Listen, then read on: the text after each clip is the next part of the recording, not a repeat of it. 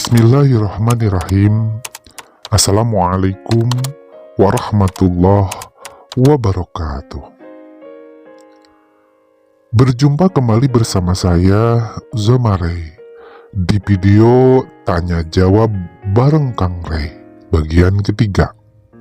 Yang alhamdulillah, ternyata walaupun subscriber saya dan follower saya tidak begitu banyak, tapi banyak sahabat-sahabat yang antusias bertanya, baik di filter pertanyaan Instagram yang saya buat, atau lewat DM Instagram.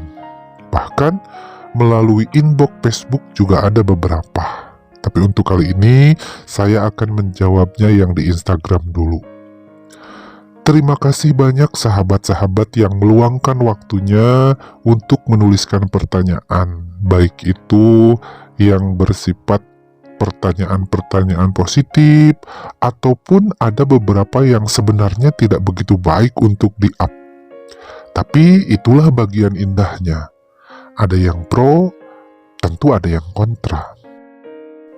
Baiklah sahabat semua, untuk bagian ketiga ini, saya akan menjawab 7 pertanyaan dari sahabat-sahabat. Kita langsung saja kepada pertanyaan pertama untuk menyingkat waktu, yang datang dari salah satu sahabat. Tanggapan Akang, banyak remaja belok open di TikTok. Baik, terima kasih untuk pertanyaannya. Saya sedikit membahas kata belok mungkin yang dari pertanyaan-pertanyaan kemarin ada, dan saya semakin tahu kalau itu adalah istilah yang digunakan untuk penyebutan kepada seseorang yang berkepribadian seperti gay atau lesbi dan sebagainya. Lalu tanggapan saya, mungkin jika saya harus berbicara sedih atau miris, ya saya tidak berhak juga mungkin ya. Bahkan memberi tanggapan kepada mereka yang sekarang banyak terbuka di TikTok atau sosial media lainnya, itu pun saya tidak berhak. Tapi saya mungkin mengajak, karena kita sebagai penontonnya, karena kita sebagai penikmatnya di sosial media, jadi belajar untuk bijaklah kepada diri kita sendiri. Ketika tontonan itu memang baik, memberikan ilmu, menambah motivasi atau inspirasi, ya silahkan tonton. Ketika itu tidak baik dan menurut kita dan tentunya aturan agama itu salah atau menyalahi, ya lebih baik tidak usah ditonton, tidak usah dilihat. Jikapun kita tergelitik untuk berkomentar, untuk memberikan masukan, atau memberikan nasihat, silahkan. Tapi dengan kalimat-kalimat yang baik, dengan bahasa yang baik, yang mudah-mudahan diterima dengan baik. Yang mana yang kita tahu zaman sekarang sulit sekali untuk orang-orang yang terbuka di sosial media untuk menerima nasihat sepertinya seperti itu, walaupun tidak semuanya. Tapi setidaknya ketika kita berkomentar dengan baik, memberikan masukan dengan baik, mudah-mudahan ada hal baik yang bisa dicerna dari hati mereka yang masih tersisa kebaikannya. Toh mereka melakukan itu pun mempunyai sebuah alasan, yang terutama sosial media semakin terbuka, sosial media semakin bebas, sosial media semakin beragam, lalu akhirnya mereka berekspresi, ya itu hak mereka. Dengan melaknat, dengan menghina, dengan mencaci maki, justru mereka semakin menjadi-jadi. Bahkan ada sebagian penelitian, atau mungkin ini tidak bisa dipungkiri, bahwa justru mereka terbuka dan dibenci, nama mereka justru semakin terangkat. Berbeda dengan hal-hal yang baik yang kadang-kadang sepi penontonnya, tapi justru yang terlihat aneh, yang terlihat tidak bagus, orang-orang justru banyak yang komentar, orang-orang banyak yang menasehati malah mencaci maki, dan si objek yang justru melakukan atau membuat kontennya itu senang. Dan kita sebagai penontonnya belajarlah untuk bijak. Mungkin itu saja. Kita tidak bisa memaksakan kehendak kita sama siapapun. Tapi sesama manusia, ya ada kalanya kita memang berhak atau memiliki niat untuk memberi nasihat jika itu memang salah. Tapi kemudian ketika kita tidak diterima, ya sudahlah. Mungkin itu tanggapan saya akan fenomena yang semakin sekarang terbuka segalanya. Bukan cuma hal yang belok saja, tapi banyak hal-hal yang lain. Itu saja mungkin dari saya. Terima kasih untuk pertanyaannya. Kita akan lanjutkan kepada pertanyaan berikutnya yang datang dari salah satu sahabat. Dena Rahman, Lucinta Luna, Milen Cirus, mereka enjoy Kang. Gimana kata Akang? Baik, terima kasih untuk pertanyaannya. Mungkin pertanyaan ini hampir sedikit mirip dengan yang pertama. Ya, tidak lebih, ini mungkin meminta pendapat saya.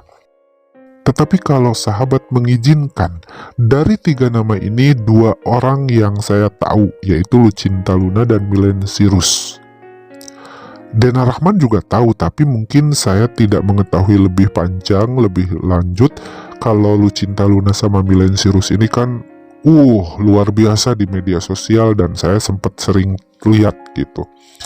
Tapi Dena Rahman ini saya sempat searching dulu, ini siapa gitu ya.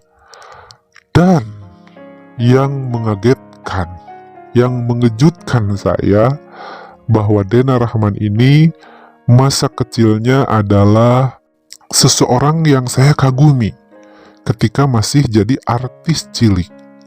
Walaupun sebenarnya bukan sama Dena Rahmannya dulu, tapi sama ayahnya dulu.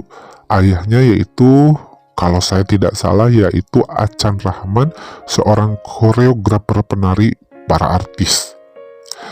Jadi saya sempat terpikir, aduh saya pengen gitu ya, satu hari nanti jadi penari mengiringi artis. Nah, saya akhirnya mencari profil Acan Rahman ini zaman dulu gitu ya, pada saat masih kecil sampai pada remaja.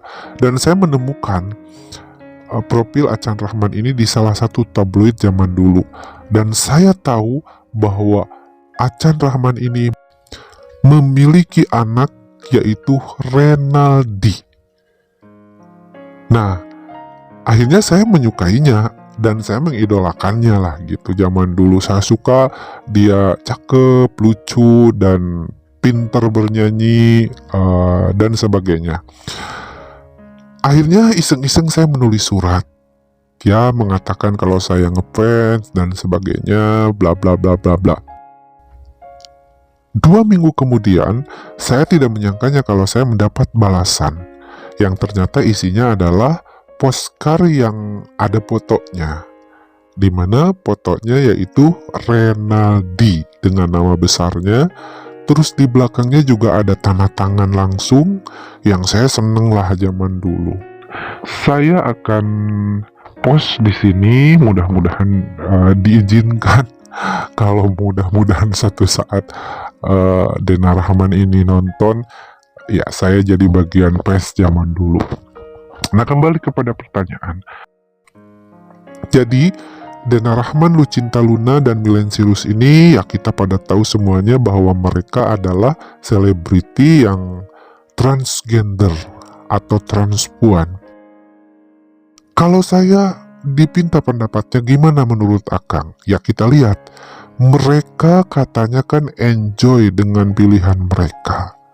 Mereka menikmati pilihan hidupnya seperti sekarang.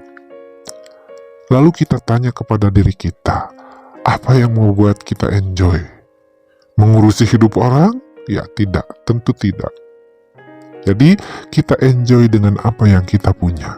Kita enjoy dengan apa pilihan kita.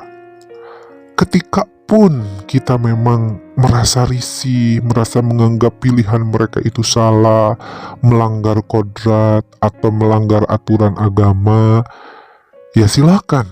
Ketika Anda ingin atau sahabat-sahabat ingin menasehati, seperti di awal tadi pertanyaan saya berbicara, bahwa silakan berkomentarlah, memberikan masukanlah dengan cara yang baik, dengan mengingatkan bahwa hal itu adalah salah, tapi bukan menurut kita saja, tapi menurut aturan agama. Dan itu pun mungkin, kecil kemungkinan, walaupun pasti dibaca, kecil kemungkinan untuk berpengaruh besar. Sebab pilihan mereka tadi yang sudah dikatakan bahwa mereka ya enjoy dengan pilihannya. Lalu kenapa kita harus ribet dengan pilihan mereka? Kita berdoa, semoga jika memang itu menurut kita salah, kita tidak seperti itu. Kita jadikan pelajaran. Dan mungkin yang terakhir masukan dari saya, tidak selamanya yang kita lihat itu salah semuanya. Pasti dari 3 sosok selebriti ini ada sesuatu yang baiknya, yang bisa kita serap, yang bisa kita ikuti. Di antaranya mungkin kekuatan mentalnya yang luar biasa, menahan segala hinaan dan sebagai cacian, tapi mentalnya kuat luar biasa, survive dalam hidupnya yang mengalami pasti gonjang-ganjing, terus mungkin confident diri yang tidak semua orang bisa, itu mungkin bisa kita serap. Jadi sesuatu yang kita anggap salah pun bisa kita cari kebaikannya. Jadi daripada kita bingung, daripada kita kesel melihat kesalahannya terus, kita cari saja kebaikannya. Tapi yang salahnya tidak usah kita ikuti. Itu mungkin menurut saya. Terima kasih untuk pertanyaan ini. Mudah-mudahan tidak ada yang tersinggung dan mudah-mudahan saya diizinkan untuk menyimpan fotonya Dena Rahman yang masih berstatus lelaki dengan nama Renaldi. Mudah-mudahan satu saat mungkin kalau beliau nonton, mohon maaf dari saya bahwa saya adalah dulu fansnya. Kalau sekarang memang saya tidak begitu tahu dan tidak begitu mengikuti semuanya. Baiklah, terima kasih untuk pertanyaannya. Kita lanjutkan kepada pertanyaan berikutnya yang datang dari salah satu sahabat. Saya punya anak laki semua, menular nggak sih gay? Serem jadinya. Oke, terima kasih untuk pertanyaannya, yang mungkin kalau saya boleh menyimpulkan bahwa yang bertanya ini adalah seorang ibu yang memiliki anak laki-laki semua. Dulu ketika saya masih kecil, saya tidak memperkirakan kalau ini soal menular atau tidak. Karena ya saya tidak pernah tahu gitu ya bagaimana cara menularkannya gitu. Kemudian ketika beranjak remaja, saya pun semakin yakin bahwa ini tidak menular, bahwa ini adalah lahir dari pribadi saya sendiri. Tapi kemudian ketika saya sudah bergelut dengan berbagai macam kehidupan homoseksual yang akhirnya banyak bertemu sahabat-sahabat yang sharing, di situ saya akhirnya mengetahui. Jadi, bukan artinya saya mengetahui bahwa itu menular atau tidak, bukan. Cuman ada bagian yang bisa menularnya. Jadi memang saya meyakini dari dulu bahwa ini bukan penyakit, walaupun banyak sekali ahli-ahli yang mumpuni, yang ilmunya lebih tinggi, bahwa ini mengatakan penyakit, ya mungkin saja benar, tapi untuk saya bukan merasakan ini sebagai penyakit. Kalau ditanyakan ini menular atau tidak, ya saya dulu memang mengakui tidak merasa menular, tapi untuk sekarang saya mungkin bisa mengatakan kalau ada hal yang bisa ditularkan. Bukan soal sifat gaynya, bahwa kita duduk dengan seorang gay terus kita jadi ikutan gay, tidak. Tapi ada sesuatu yang bisa ditularkan, yaitu kebiasaannya. Jadi saya juga mendapat ini dari seorang sahabat yang datang kepada saya lalu sharing.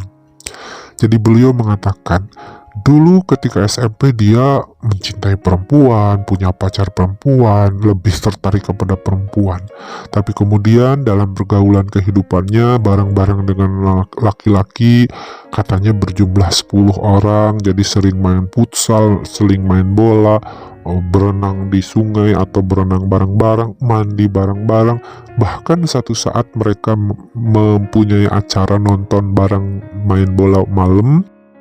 Jadi mereka nginep di salah satu temen gitu, di salah satu rumah temennya. Nah akhirnya ketika sebelum mulai permainan bola, mereka bermain PlayStation, yang akhirnya ada dari 10 orang itu katanya salah satu yang mengajak untuk hal-hal yang di luar dugaan mereka atau dia yang datang kepada saya. Yuk kita nonton film dewasa, katanya gitu. Akhirnya setelah mereka nonton, mungkin saja ada hal yang berbeda yang mereka rasakan. Terus si orang itu juga yang mengajak, yuk kita praktekkan, katanya gitu. Akhirnya dipraktekkanlah, saya tidak usah menyebutkan detail juga ya. Pokoknya mempraktekannya dengan cara laki-laki lah. Akhirnya si orang itu juga yang mengatakan, katanya yuk kita bervariasi, kita gantian, dan berbagai cara mereka lakukan untuk menikmati malam itu. Dan itu berulang katanya. Setiap waktu, kadangkala tidak 10 orang, ya beberapa orang pun seperti itu. Yang akhirnya orang yang datang kepada saya itu, sahabat yang datang kepada saya itu mengakui kalau sampai hari ini dia jadi gay aktif karena itu. Jadi, kalau saya harus menyimpulkan bahwa menularkah gay, ya tetap saya mengatakan tidak. Tapi ada hal yang bisa ditularkan. Wallahu alam bisawab, si orang yang tadi mengajak satu orang tadi, mungkin dia punya kepribadian sebagai gay, yang akhirnya menerapkan caranya dengan begitu. Memberikan iming-iming, mengajak segala sesuatu dengan hal yang kehasrat yang kurang baik. Akhirnya si anak-anak yang masih remaja dengan segala sesuatu keingintahuan yang besar, akhirnya menemukan sesuatu yang nikmat, yang beda, yang justru membuat mereka akhirnya pandangannya pun berubah.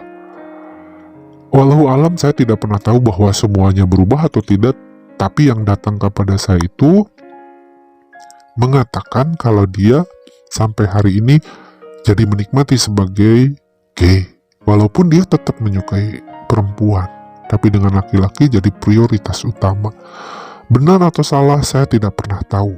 Jadi memang ada hal yang bisa ditularkan, yaitu mungkin lewat sesuatu yang sentuhan-sentuhan atau kalimat-kalimat yang membuat tertarik, akhirnya pengen mencoba. Nah akhirnya di situ.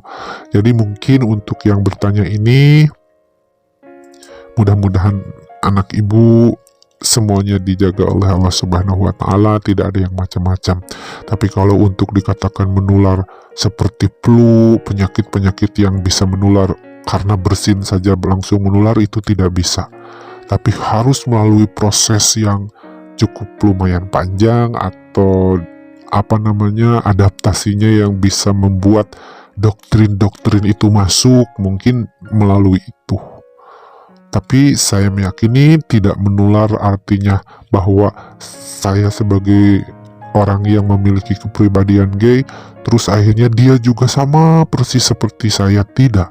Tapi ada hal-hal yang terpasang di otaknya, di pikirannya, bahwa oh ternyata jadi gay itu enak, atau luar biasa di luar pandangan sebagai laki-laki. Mungkin itu yang saya tahu.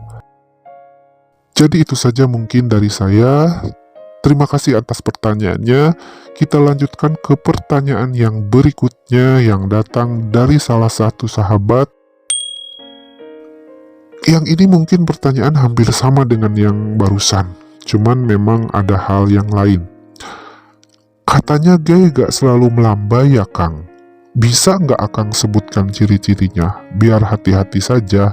Oke, terima kasih untuk pertanyaannya. Jadi kalau dikatakan bahwa gay itu selalu melambai, zaman dulu iya saya mengakui bahwa ya pokoknya orang-orang yang seperti saya ini pastilah seorang gay. Tapi sekarang tidak. banyak orang yang dengan dada bidang, dengan otot yang besar, dengan gagah, kelihatan maskulin luar biasa. Tapi ternyata ada juga yang seperti itu. Jadi tidak bisa kita mengkelompokkan bahwa seorang gay itu yang melambai saja. Yang gagah pun ada. Zaman sekarang sudah tidak bisa ditutupi. Mungkin sahabat-sahabat atau anda juga tahu. Terus bisa nggak sebutkan ciri-cirinya? Mohon maaf, mungkin untuk ciri-cirinya saya juga tidak bisa mengatakan. Karena memang tersembunyi, memang tidak bisa dispesifikasi bagaimana itu seorang gay, tidak bisa. Tapi mungkin saya ada satu cerita ketika saya bertemu dengan salah satu sahabat, terus dia sharing, dan dia mengatakan, "Kang, mau tahu nggak ciri-ciri seorang gay itu?" Yaitu yang di kelingkingnya memakai cincin, terus yang pakai anting di sebelah kiri satu, terus selalu memakai baju pink dengan baju-baju yang ketat, terus dia tidak mau berewokan, harus klimis dan rambutnya harus rapi, katanya seperti itu gitu ya. Tapi kan itu tidak bisa juga kita jadikan acuan bahwa yang seperti itu ya udah gay. Tidak, banyak sekarang orang-orang yang memakai cincin bahkan di semua jari, anting juga gitu. Tidak bisa kita kategorikan. Jadi saya tidak bisa menyebutkan bagaimana ciri-cirinya. Tapi kalau mau memang tahu, ya lebih dalam persahabatan, dalam pertemanan pasti kita bisa memperkirakan. Kalaupun dia tidak terus terang, kita bisa tahu. Tapi walau alam, ketika mungkin kita salah, ya bisa saja.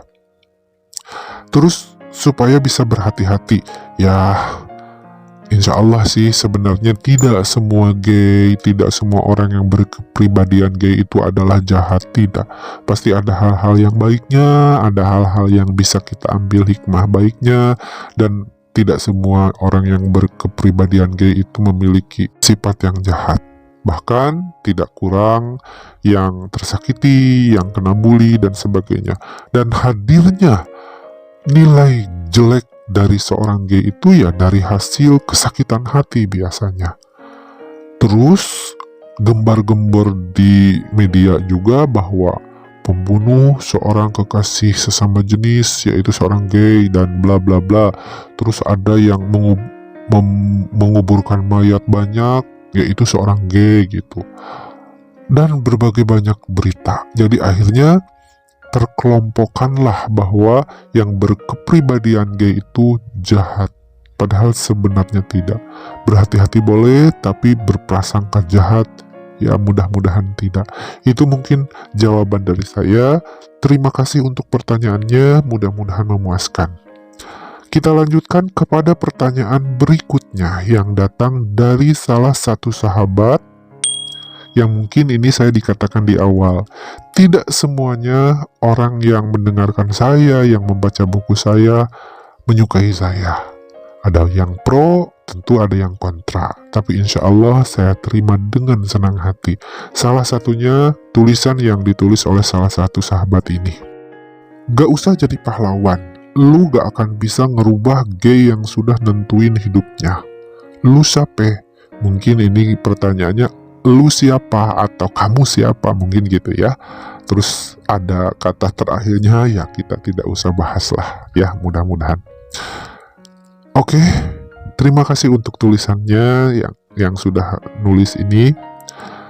Insya Allah saya mungkin tidak berniat untuk menjadi seorang pahlawan dengan membuat buku, dengan menulis buku, dengan membuat video-video ini. Tidak bermaksud jadi pahlawan. Jadi pahlawan untuk diri sendiri saja pun belum tentu mumpuni. Tapi alhamdulillah ketika saya diketahui orang lain, terus orang lain ingin berbicara sama saya, sharing sama saya, bahkan ingin mengikuti jejak saya, apakah itu salah? Dan saya pun tidak pernah memaksa, ayo kamu benerin hidup, itu salah, itu dosa. Tidak. Kalau saya harus mengatakan bahwa itu salah, itu dosa pun tidak semata-mata apa yang saya ketahui, tapi dari apa yang saya dapatkan di berbagai ilmu. Walaupun ilmu saya tidaklah tinggi. Jadi, apa salahnya saya pun berbagi? Apa salahnya ketika ada orang yang ingin bareng-bareng hijrah, berbuat baik, ya ayo. Terus, ya, saya pun tidak pernah memaksakan kalau ada orang yang memilih hidupnya sebagai gay, terus tidak pernah mau berubah, ya itu pilihannya. Semua orang punya pilihan, dan setiap pilihan punya akibatnya. Itu pun dinikmati oleh si pemilih tadi. Jadi saya meyakini, apapun pilihan di dunia ini selalu ada akibatnya, dan akibatnya tidak akan dirasakan oleh orang lain, ya oleh kita sendiri yang memilihnya. Mungkin itu saja. Terima kasih untuk tulisannya.